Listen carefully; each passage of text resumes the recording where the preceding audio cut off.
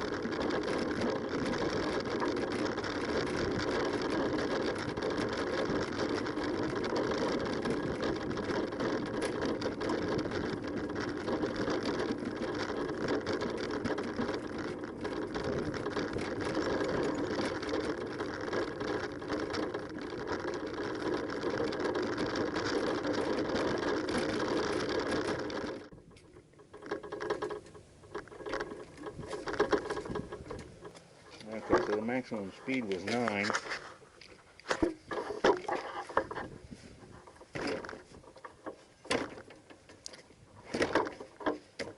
Move that all the way forward now.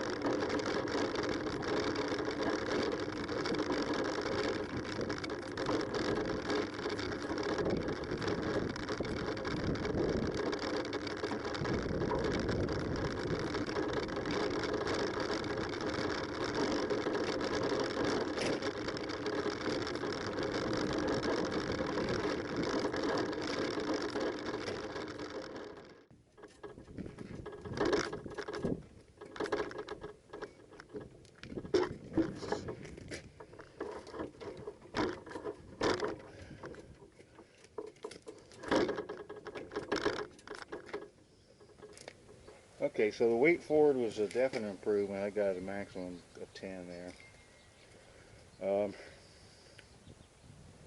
Just jumping around a little bit.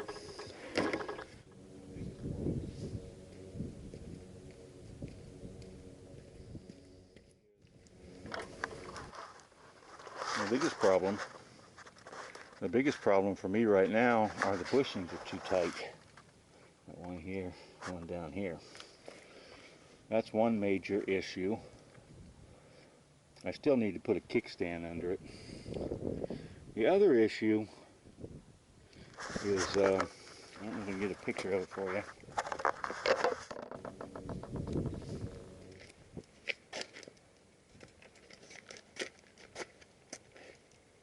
The other issue is this arm right here on the lower side hits the trailer frame. Now I don't think this is a big deal. I could probably put a spacer in there and get away with that. So this is a bit of an issue. But the overwhelming issue is the stiffness of the bushings.